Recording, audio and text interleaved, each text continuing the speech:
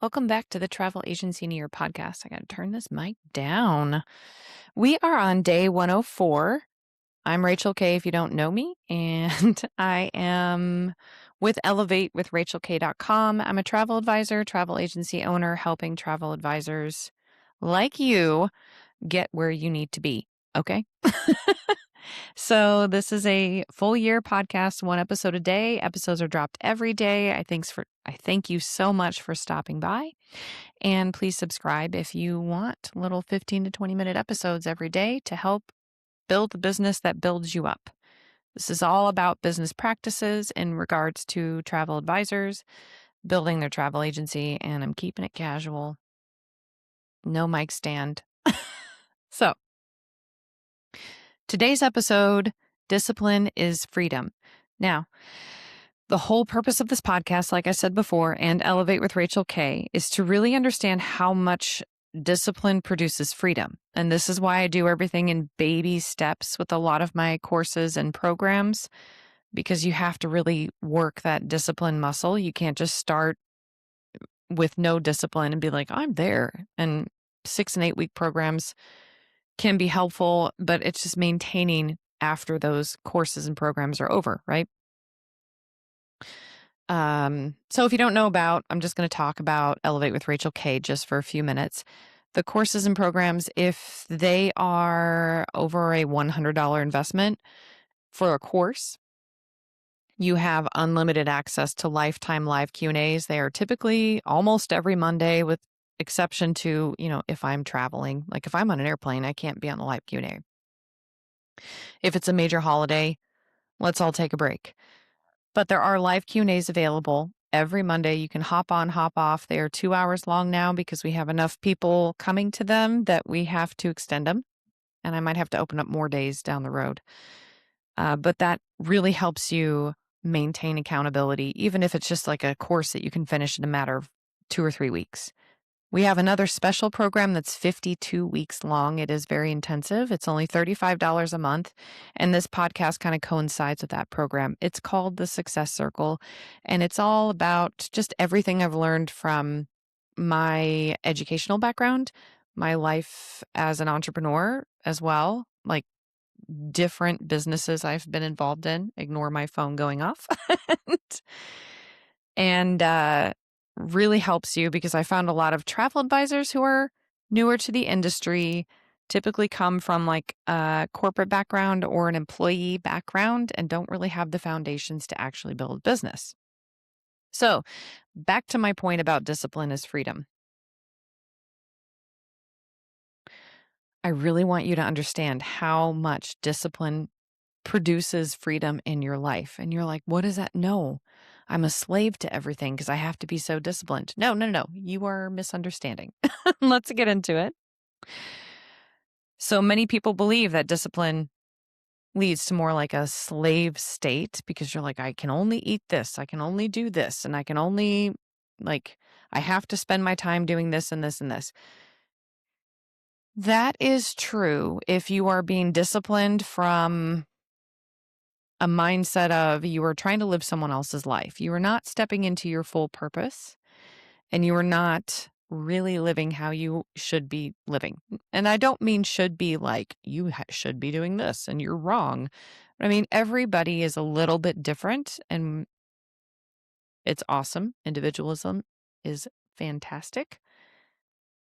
So that also means not everyone's going to have the exact same hobbies or tastes or values. And so discipline provides freedom because it's just really strong boundaries. Like, I'm not going to do that, or I'm going to commit to this to build my business. That's what this episode is about today. So if you are not aligned with your own values, you will end up feeling like a slave, right? So what does this mean? You don't have to 100% follow another person's recommendations, but you can if you're like, this is exactly what I want. You can at least test it out. And if you're like, oh, I thought this was exactly what I wanted, but this really isn't aligned with what I want or need, then you can always revise it later. But it's good to develop the habit. And habits typically take 3 weeks to really get established, just so you know. So, as an example, you want to do $1 million in sales over the next 12 months. That is your goal. Okay. You probably shouldn't be listening to someone who's never even been self employed to begin with, right? They're probably not going to give you the best recommendations on how to get there. But based, like, let's ask some questions. Like, let's pretend that is your goal. Let's ask some questions and then build the discipline in from the answers to your questions. Question number 1: what will that take for you to get $1 million in sales? That is really based on your niche and your average sale. Now, if you're brand new to the travel industry, you're just going to have to do a little bit of research and like do some fake trips. Like you've never even booked a trip. You're going to have to do some fake trips and just kind of get proposals and like figure out high season pricing versus low season pricing and what your clients will actually typically be booking so you can get the average sale. Do you add flights in? Do you not add flights? There's so many factors. Everyone's business is different. But if you're brand new, that's a good way to get the average sale. Like you could just quote a handful of resorts or cruise lines, different sailings, different times of the year to get an idea of what your average sale would be. If you are seasoned, you should have this data in your travel CRM and you can just simply run a report and find the average sale. Okay. And from there, then you're going to know if my average sale is $5,000. Let me bust out my old handy dandy phone. If my average sale is $5,000 and I want to do $1 million in sales, so let's do 1 million. There we go. Divided by 5,000. You need 200 bookings. Okay. If your average sale is $10,000, then you only need 100 bookings. That's about 2 a week, 2 to 4 a week booked and traveling, which can sound very intimidating, but you could also get some groups in, like smaller groups or contracted groups to help boost that average sale. Okay, so based on that, 100 to 200 trips in this example, what do you need to do? What needs to be done? You're probably going to need to ramp up marketing in one way or another, so whether it's social media or in person, networking and relationship building. There's also time. How much time do you spend on an average booking? Is there a way that you can reduce the time spent on booking so you can hit that goal without feeling overwhelmed? Are your workflows, automations, and operations in place to make that possible for you? We got to be realistic, okay? And if you have to block off time to create those workflows and automations, that's going to help you build your discipline. Like you will have to say no to things like brunch with friends or taking a vacation or maybe going on a fam trip, even if it's not related to your niche. And it's going to take time away from you to set these systems up in place. I'm not dogging fam trips. I'm just saying, like, you don't have to go on all of them. Okay, what do you say no to so you can focus on your goals? Like I said, this could be fam trips, this could be webinars. If it has nothing to do with your niche and some BDM sends you an email and is like, you could win something if you attend this webinar. Well, I could spend that hour setting up my workflows, or I could spend that hour creating content. Could be really helpful webinars. Like you could find a social media management company is hosting a free webinar on hooks and marketing or like some kind of lead magnet style thing. You could definitely join that because that's going to help you with your marketing to get those 1 to 200 bookings you need for the next year to achieve your $1 million in sales. But you also might have to say no to your friends and family. And this is really hard because they're going to be like, why do you have to work all the time? Why do you have to do this all the time? That's going to be the hardest part of developing this discipline muscle is being able to say, no, I can't do this with you right now. Or you're going to have to be faster what you're doing so you can make that time for your friends and family. And it could be saying no to binging something on a streaming service on TV. It could be saying no to doom scrolling on the old social media. It could be saying no to, oh, what else? Getting lost in a fiction novel. Like you're going to have to set some time limits. It could be saying no to participating in hobbies that with friends or family that you don't even really have an interest in that just stresses you out even further.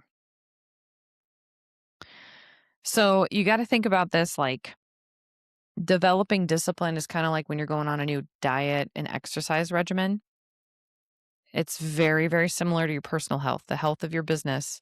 You've got to have that, like, "Mm, I got to eat so many calories." Like, don't be super crazy strict and be like, I can't eat any food. I can only have a cracker. Like, that's a little too much. However, with your personal goals, you do have to set time aside for like your exercise, maybe some meal prepping. Maybe you have to plan the grocery things so you have the meals ready to go so you aren't tempted to go get fast food, right? And the same thing needs to happen in your business. So you need to set aside time for the health of your business, is what I'm saying. Like you need to set aside time to really put in the marketing, the content strategy, the networking, the following up, the building your automations, so on and so forth. And I say this because physical, mental, and emotional health requires you to be disciplined. Like you can't be reactive emotionally if you are emotionally healthy and have emotional maturity, right? Same thing in your business. Like you don't react, you respond. Once it's all practiced and you're in full alignment with you, so you don't have to be perfect, is what I'm saying. Like you could be like, I want to do $1 million in sales and I want to be a top agent like your first few years. That's great. And I know a lot of agents either stay, like they kind of like separate into two different paths from there. They either want to stay top dogs or they want to just have more time for other things that they value. So they're disciplined in a way where they limit how much business they take on because they want that freedom for other aspects of their life. I'm losing my voice, guys. It's fine. You don't have to feel obligated to be everything to everyone when you have discipline in your business because you're like, that's not me. As an example, for my travel agency, I'm trying to think, I'm completely switching niches. And I have been working on this over the last year, slowly but surely, right? So I don't have to say yes to my former niche because that's not what I want to do anymore. That's not what I want to support anymore. And I only focus on the future and what I want it to look like. Now, 4 or 5 years ago, if you said to me, this is going to happen in your travel agency, I'd be like, "Pfft, no way. No way. I'm going to be a millionaire. I'm going to stay top dog or like up there, like a high earning agent. Um, but that's not really what I feel in like my heart with my values anymore. So it's completely changed, is what I'm saying. And I don't have to be everything to everyone. I don't have to take on the type of travel I used to take on. I don't have to take on every single trip given to me. My goals are no longer like revenue or sales. It's more of um, alignment with my personal values. So I want you to know, like, either way that you go, if you really want to be revenue focused, great. If you really want to be values focused, great. If you really want to just kind of keep this a little bit on the smaller side and have more time for your friends and family, also great. You don't have to be everything to everyone. You don't have to be everywhere in social media either. When you are disciplined and you're like niche down and you know exactly what you're going to be doing with your business and how you want this to look, you don't have to be all over reels and like Facebook groups and TikTok and YouTube and Reddit and Discords and blogs. And you just pick like three. You just really only need three max. Okay. So you won't feel that pressure. You build your business and your life for you, and therefore you'll make wiser investment decisions in both your life and your business because you can just say, is this aligned with what I want? Is this aligned with the discipline structure I have set up for my business? This is why, like, way, way back in the beginning of this podcast, and it's like week 2 of the Success Circle program, I talk about the importance of time blocking literally everything in your life. I put everything in my life is on my work calendar. Lunch break, work calendar. Workout, work calendar. When I go to church or do any appointments, work calendar. Anytime I want off, work calendar. It's all there, it's all blocked off. It is very simple to do, and it is not easy to maintain. It's so simple. But as an example, I did do a Substack post on this as well. And the Substack is called But Mom, I Am a Rich Man. And it's just titled Discipline is Freedom, if you want to go read that. And this was inspired by a priest named Father Mike Schmitz. And he talks about he hates golf. I love golf, but he hates golf. And he used to go golfing to please other people. And now he's like, no, I don't like golf. I can say no. And you can apply this to your business. Like, I don't want to book cruises. I don't want to book flights. I don't want to book all inclusive resorts. I don't want to book certain destinations or types of travel. You can do that. And if you stick to that discipline, like I'm not doing this, that's going to give you true freedom. So that is day 104 of the Travel Agency in a Year podcast. And I hope this helps you understand that you don't have to be everything to everyone. You don't have to be everywhere all at once. You can build this business your way. If you like this episode, please subscribe, like I said in the beginning, or share it with someone who's like maybe new in the industry and they're like, I have to do all these things. No, you don't. No, you don't. You have to establish discipline in your business. And we're going to be working on that throughout this podcast. All right. Thank you so much for listening and have a great day. And we will, I don't know, I'll see you tomorrow. Bye.